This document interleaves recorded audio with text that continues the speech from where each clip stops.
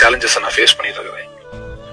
அப்போ இவங்களும் ஒரு பெரிய டீமா சேர்ந்துட்டு என்னைய பழி வாங்க நினைக்கும் போது நான் கிட்டத்தட்ட செத்த பணமாகத்தான் தெரிந்தேன். எனக்கு ஒரே ஆறுதல் தேவ பிரசனம் மட்டும்தான். நான் ஆண்டோட்ட போய் அழுவேன், ஆண்டவரே நான் இது தப்பா செஞ்சேன், இது ரைட்டா செஞ்சேன், என்ன இருந்தாலும் நீங்க என்னை பாத்துக்கோங்க. நான் ஒரு நாளும் மனிதர்கள் என்னை பழி வாங்கவோ இதை பயன்படுத்தி என்னை அழிக்க நினைத்தால் அதுக்கு நீங்க ஒரு நாள் நீங்க சம்மதிக்க மாட்டீங்கன்னு தெரியும் ஆண்டவரே, நான் ஆண்டோட்ட சொல்றேன்.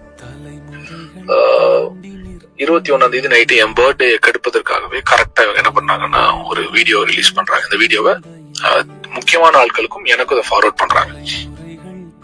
நீங்க நல்லா கவனிங்க. அதன் பின்பதாக 22 என் பர்த்டே நான் ஒழுங்கா கொண்டாடல, நிம்மதியா நான் இல்ல. ஆக்சுவலா கொஞ்சம் கஷ்டமா தான் இருந்துச்சு எனக்கு இப்ப கூட நினைச்ச அழுக வருது. பட் பரவாயில்ல.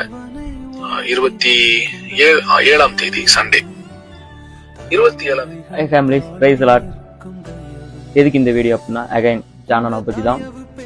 நிறைய யூடியூப்ல நிறைய அவரை பத்தின நியூஸ் வருது.